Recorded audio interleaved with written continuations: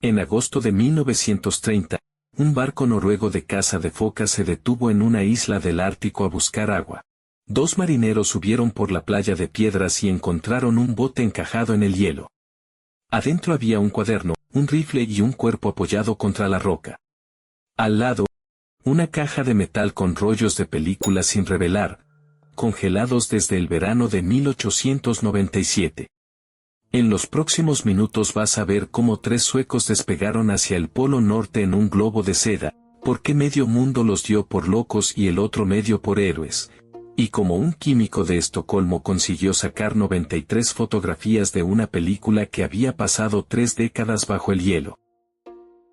Y vas a entender por qué, con todo eso en la mano, todavía hoy nadie sabe de qué murieron.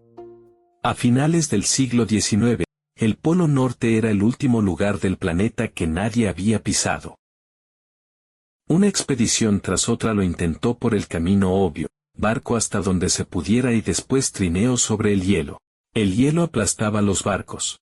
Los hombres volvían con los dedos negros, o no volvían. Salomón Ogestone retrabajaba en la oficina de patentes de Estocolmo y tenía otra idea. Si el hielo era el problema, había que pasar por encima. Un globo de hidrógeno, decía, podía cruzar el Polo Norte en 2 días mientras un trineo tardaba 2 años. En un salón lleno de exploradores, sonó a chiste. Y sin embargo, en el papel funcionaba. El globo se llamó Ornen, el águila. Lo cosieron en París con seda china barnizada, y cuando lo inflaron parecía una catedral blanca. Debajo colgaba una canasta de mimbre para 3 hombres, con trineos, un bote plegable, rifles y comida para meses. Pero la pieza clave no estaba arriba. Eran 3 cuerdas largas, arrastrando por el suelo. Esas cuerdas eran el invento entero. Rozando el hielo frenaban el globo respecto del viento, y con una vela se podía torcer el rumbo unos grados. André lo había demostrado en vuelos de prueba sobre Suecia. Lo que no contó en ninguna conferencia fue que, en esas mismas pruebas, las cuerdas se enredaban y se soltaban solas.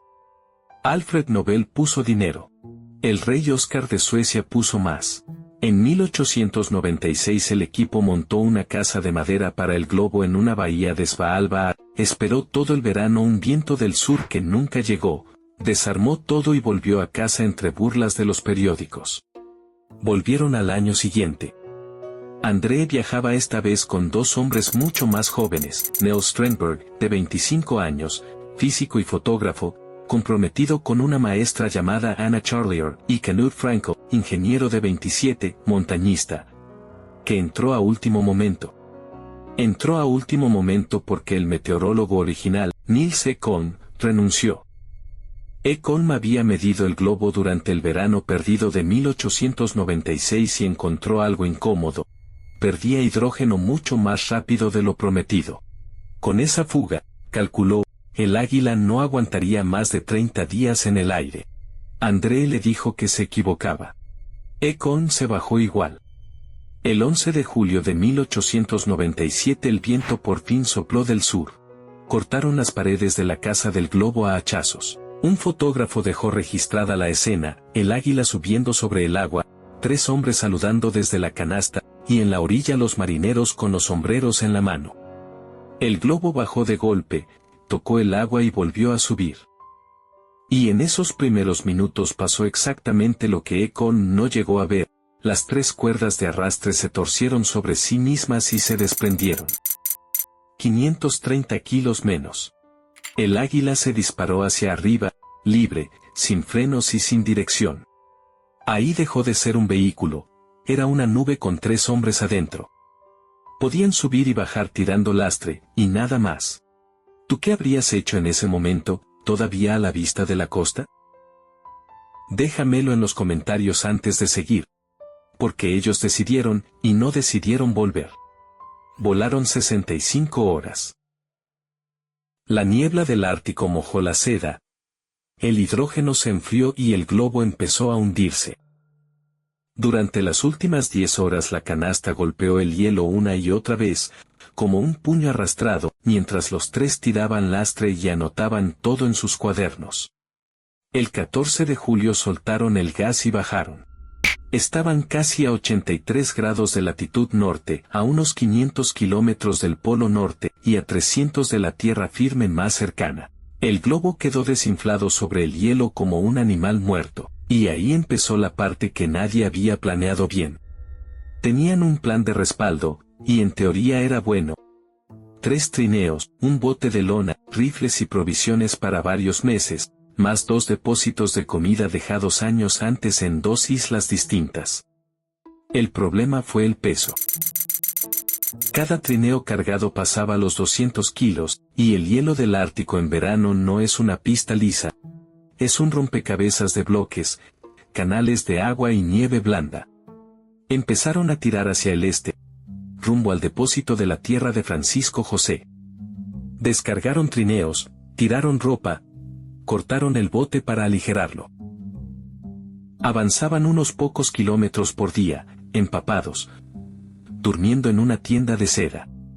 Después de 3 semanas, Strindberg tomó la posición con el sextante y volvió a hacer la cuenta 2 veces. Habían caminado hacia el este durante 23 días, y estaban más al oeste que al empezar. La banquisa entera se movía debajo de ellos, más rápido de lo que ellos podían andar. Cambiaron de destino, ahora apuntaban al otro depósito, en las 7 islas de Svalbard. Y cambiaron de dieta. Los Raffles resolvieron el problema de la comida mejor de lo esperado. Mataron osos polares, focas y aves, y comieron carne fresca casi todos los días. Los cuadernos hablan de hígado de oso frito y de un guiso que les gustó. Antes de eso, en el aire, habían soltado palomas mensajeras y boyas con notas. Casi todo se perdió. Un cazador noruego le disparó a una paloma sobre el mar, encontró el mensaje enrollado en una cápsula y lo mandó a Suecia. Decía que todo iba bien a bordo. Era el 13 de julio. Fue lo último que el mundo supo de ellos durante 33 años. 33 años de nada. Suecia mandó barcos de rescate que no encontraron ni una huella. Aparecieron avistamientos falsos, cartas de médiums y una historia sobre unos cazadores que habrían visto a 3 hombres blancos caminando por el hielo. Nada se sostuvo.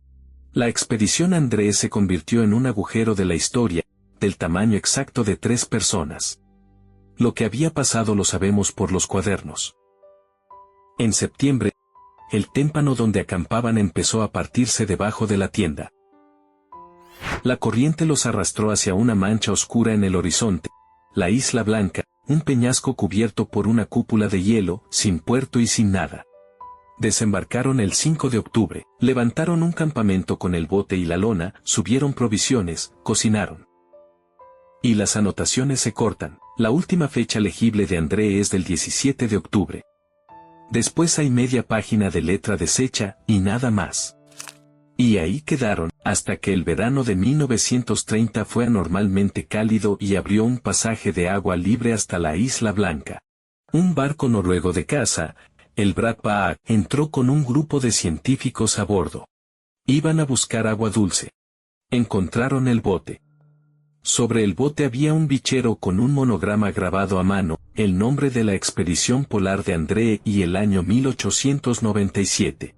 A pocos metros estaba el cuerpo de Andrée, con el cuaderno metido dentro de la chaqueta. Frenkel estaba al lado. Al principio no apareció ningún rastro de Strindberg. Semanas después, un segundo barco volvió al lugar y encontró lo que faltaba. Strindberg estaba a unos 30 metros, encajado en una grieta de la roca y cubierto con piedras. Alguien lo había enterrado. Es decir, Strindberg murió primero, y los otros 2 todavía tuvieron fuerzas para levantarle una tumba. Entre las cosas que trajeron de vuelta había 5 carretes de película, un rollo suelto y una cámara. Llevaban 33 años a la intemperie, mojados y congelados una y otra vez. Se los dieron a John Hertzberg, del Instituto Real de Tecnología de Estocolmo, más por respeto que por esperanza. Hertzberg trabajó a oscuras durante días, revelando la emulsión casi a temperatura de hielo para que no se despegara del soporte. De unas 240 exposiciones salieron 93 imágenes. Y no eran manchas, eran fotografías nítidas. El águila caída sobre el hielo, con la red encima como una telaraña. Los 3 hombres tirando del trineo. Un oso polar muerto junto al bote. André y Frankel inclinados sobre el globo, de espaldas, el día que dejaron de ser exploradores y pasaron a ser náufragos. Strindberg tomó casi todas, siguió fotografiando hasta el final. Con las fotos, los cuadernos y las posiciones anotadas se pudo reconstruir casi día por día una caminata de 3 meses sobre hielo a la deriva. Y justo cuando parecía que todo estaba explicado, apareció la pregunta que sigue abierta: ¿por qué murieron los 3 casi al mismo tiempo, en una isla donde tenían comida, rifles, tienda y combustible? No hay una respuesta aceptada. Hay una lista. Agotamiento y frío, sin más. Envenenamiento por monóxido de carbono del hornillo encendido dentro de un refugio cerrado. Botulismo por conservas en mal estado. Plomo de las latas soldadas, la misma sospecha que persiguió a otras expediciones polares. En 1952, un médico danés llamado Ornstrand propuso la explicación más famosa: triquinosis. Encontró restos de oso polar en el campamento y larvas del parásito dentro de esos restos, y los cuadernos describen diarrea, dolores y un cansancio que no se les iba. El problema es que la triquinosis casi nunca mata, y menos a 3 personas a la vez. Así que esta expedición terminó al revés de cómo suelen terminar estas historias. Sabemos exactamente dónde estuvieron cada día. Tenemos sus caras en fotografías tomadas por uno de los muertos. Y no sabemos qué los mató. Lo único que quedó demostrado, y lo demostraron ellos con su propio viaje, es que aquel globo nunca se pudo dirigir. Un detalle más, y es de los que no se olvidan. Anna Charlier, la novia de Strindberg, se casó años después, se mudó a Inglaterra y vivió medio siglo más. Cuando murió pidió que le sacaran el corazón, lo incineraran y lo enterraran en Suecia, al lado de la tumba del hombre que se había quedado en el hielo. Ahora la pregunta para ti: de todas las decisiones de esta historia, ¿cuál te parece la que de verdad los condenó? ¿La cuerda que se soltó a los pocos minutos, la advertencia de Econ que nadie quiso escuchar, o el momento de bajar en la Isla Blanca? Déjamelo en los comentarios, que los leo todos. Si te enganchó esta historia, la expedición perdida de Sir John Franklin, que ya está en el canal, te va a interesar todavía más. Y si te gustan las historias reales que parecen imposibles, suscríbete, acá sale una nueva cada día.